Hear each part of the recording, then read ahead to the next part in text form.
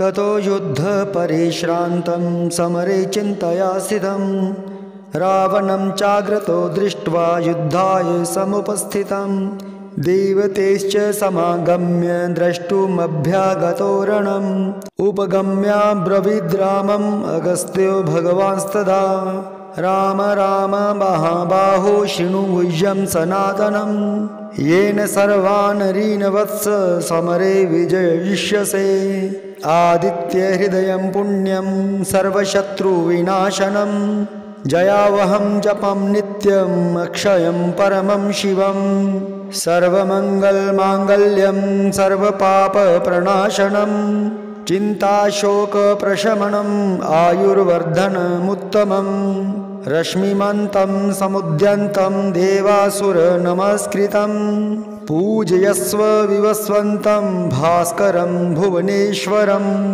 सर्वदेवात्मको येष तेजस्वी रश्मिभावनः एष देवासुरगणा लोकान् पाति गभस्तिभिः एष ब्रह्मा च विष्णुश्च शिवः स्कन्दः प्रजापतिः महेन्द्रो धनदः कालो यमः सोमो यपाम्पतिः पितरो वसवः साध्या अश्विनो मरुतो मनुः वायुर्भन्निः प्रजा प्राण ऋतुकर्ता प्रभाकरः आदित्यः सविता सूर्यः खगः पूषा गभस्तिमान् सुवर्णसदृशो भानुर्हिरण्यरेता दिवाकरः हरिदश्वा सहस्रार्ची सप्तसप्तिर्मरीचिमान् तिमिरोन्मथनः शम्भुस्त्वष्टा मार्तण्डकोशुमान् हिरण्यगर्भः शिशिरस्तपनो भास्करो रविः अग्निगर्भोदितेः पुत्रः शङ्खः शिशिरनाशनः व्योमनाथस्तमो भेदी ऋगयजुः सामपारगः घनवृष्टिरपां मित्रो विन्ध्यवीथि प्लवङ्गमः आतपी मण्डली मृत्यु पिङ्गलः सर्वतापनः कविर्विश्वो महातेजा रक्तः सर्वभवोद्भवः नक्षत्रग्रहताराणामधिपो विश्वभावनः तेजसामपि तेजस्वी द्वादशात्मन नमोऽस्तु ते नमः पूर्वाय गिरये पश्चिमायाद्रये नमः ज्योतिर्गणानां पतये दीनाधिपतये नमः जयाय जयभद्राय हर्षवाय नमो नमः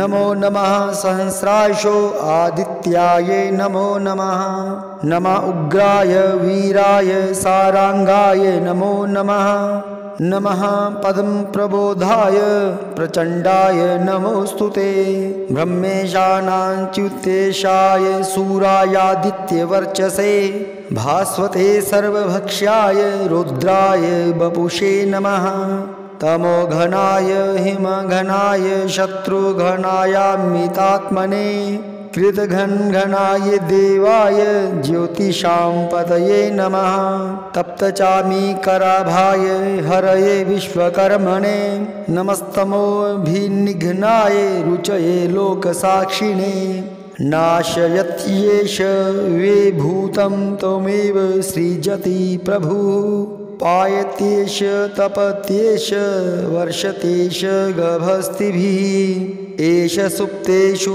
जागर्ति भूतेषु परिनिष्ठितः एष चैवाग्निहोत्रं च फलं चैवाग्निहोत्रिणां देवाश्च क्रतवश्चैव क्रतूनां फलमेव च यानि कृत्यानि लोकेषु सर्वेषु परमप्रभुः एनमापत्सु कृच्छ्रेषु कान्तारेषु भयेषु च कीर्तयन् पुरुषः कश्चिन्नावसीदति राघव पूजयस्वेन मेकाग्रो देवदेवं जगत्पतिम् एतत्त्रिगुणितं जप्त्वा युद्धेषु विजयिष्यसि अस्मिन् क्षणे महाबाहो रावणं त्वं जहिष्यसि।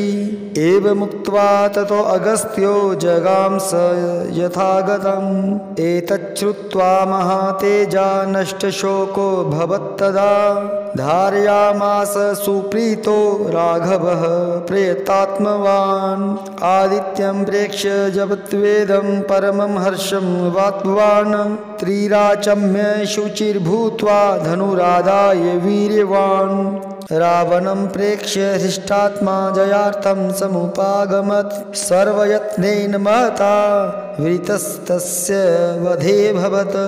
अथ रविरविन्दन् निरीक्ष्य रामं मुदितमनः परमं प्रहिष्यमाणः। निशिचरपति संशयं विदित्वा सुरगणमध्ये गतो वचस्त्वरेति।